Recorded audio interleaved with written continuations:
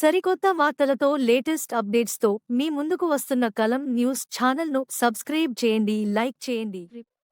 ఈరోజు ఇక్కడికి ఇచ్చేసిన కాపు సోదరిమణులకు, అలాగే ఉమ్మడి కూటమి సభ్యులకు, అలాగే నాయకులకు, కార్యకర్తలకు ముందుగా ఆంధ్ర తెలంగాణ రాధారంగ మిత్రమండలి చారిటబుల్ ట్రస్ట్ హృదయపూర్వక అభినందనలు తెలుపుకుంటూ, ముఖ్యంగా ఈ సమావేశం నిర్వహించడానికి గల కారణం స్వర్గీయ వంగవీటి మోహన్ రంగా గారి తనయుడు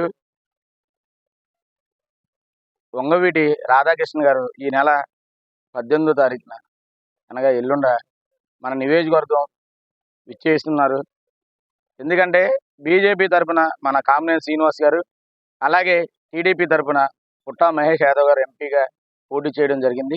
ఈ ఇద్దరు విజయాన్ని కోరుకుంటూ ఇవాళ ప్రచారానికి విచ్చేస్తున్న వంగవీటి రాధాబాబు గారికి ఘన స్వాగతం పలకాలని, అలాగే ఈ సభాముఖంగా నేను ఈ మీడియా మిత్రులందరికీ, అలాగే రాధారంగ గారి అభిమానులకు, రాధారంగ మిత్రమండలి సభ్యులందరికీ ఒక విషయం తెలియజేయాలి.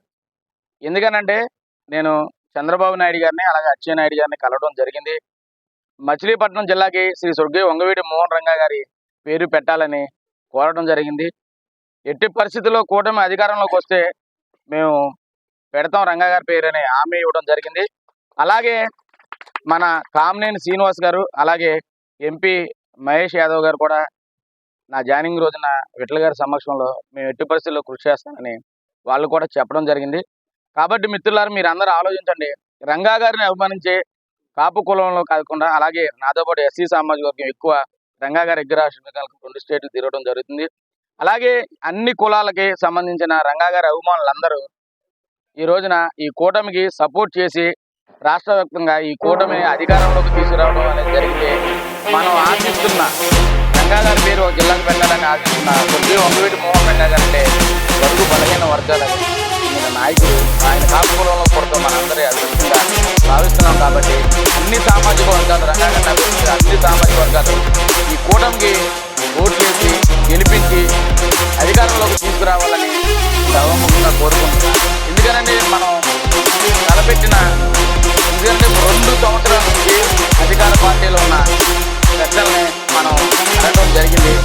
వాళ్ళ రంగా గారి పేరు పెట్టకుండా ద్రోహం చేశారు. కాబట్టి మనందరం కూటమికి ఓట్లేసి గెలిపించి రంగా గారి పేరుని పెట్టాలని ఆశిద్దాం. అలాగే రాధాబాబు గారి ప్రచారాన్ని విజయవంతం చేద్దామని కోరుకుంటూ జోహార్ వంగవీటి మోహన్ రంగా.